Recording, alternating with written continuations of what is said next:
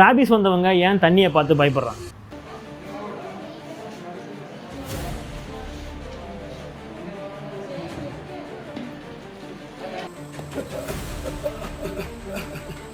ஆக்சுவலாக அது பயம் இல்லை, வலி.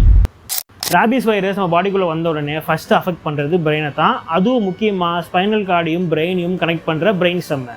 இந்த பிரெயின் ஸ்டெம் நம்மளோட heart rate, blood pressure, sleep cycles, breathing அதாவது மூச்சு விடுறது, அப்புறம் ஸ்வாலோவிங் அதாவது முழுங்கிறது, இந்த மாதிரியான இன்வாலண்டரி ஆக்ஷன்ஸை கண்ட்ரோல் பண்ணும்.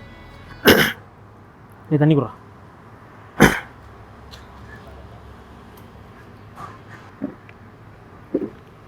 நம்ம தண்ணி குடிக்கும் போது தொண்டைக்குள்ளே நிறைய விஷயம் நடக்கும். அதை 3 ஸ்டேஜாக பிரிச்சுக்கலாம்.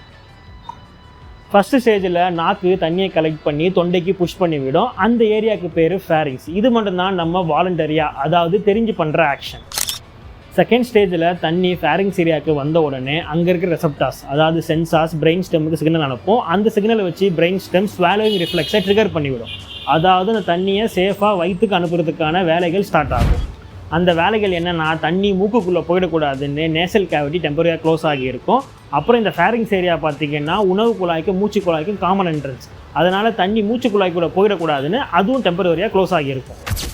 கடைசி ஸ்டேஜில் பார்த்தீங்கன்னா உணவு குழாயில் இருக்கிற மசில் ஓப்பன் ஆகி தண்ணியை கீழே வயிற்றுக்கு புஷ் பண்ணி விட்டுரும். ஸோ ஒரு ஹெல்த்தி பர்சனுக்கு இப்படி தான் ஸ்வாலோயிங் ப்ராசஸ் நடக்கும். ஸோ நான் இது சொல்கிற மாதிரி ஸ்லோவாலாம் நடக்காது. டக்குன்னு ஸ்மூத்தாக பர்ஃபெக்டாக ஃப்ராக்ஷன் ஆஃப் செகண்டில் நடக்கும்.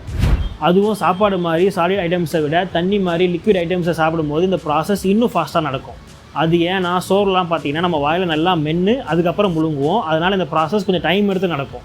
ஆனால் தண்ணிலாம் வந்து பார்த்திங்கன்னா டக்குன்னு தொண்டையை ரீச் ஆகிடும். அதனால் இந்த ப்ராசஸ் செம ஃபாஸ்ட்டாக நடக்கும்.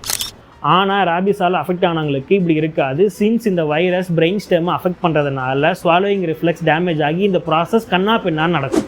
அதாவது ப்ராப்பர் டைமிங்கில் க்ளோஸ் ஆகி ஓப்பன் ஆக வேண்டிய நேசல் கேவிட்டி மூச்சு குழாயெல்லாம் கரெக்டாக ஓப்பன் ஆகாது. இதனால் மூச்சு திணறல் ஏற்படும்.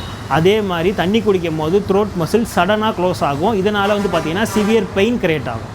இப்படி ஒரு வாட்டியும் தண்ணி குடிக்கும் போது மூச்சு திணறல் வலி வரதுனால பிரெயின் தண்ணியை அவாய்ட் பண்ண ஸ்டார்ட் பண்ணும். அதனால் தாக எடுத்தாலும் இந்த பீப்புள் தண்ணி குடிக்க யோசிப்பாங்க. ஸோ ஆக்சுவலாக அவங்க தண்ணியை பார்த்து பயப்படல, தண்ணினால் வர வலியை பார்த்து பயப்படுறாங்க.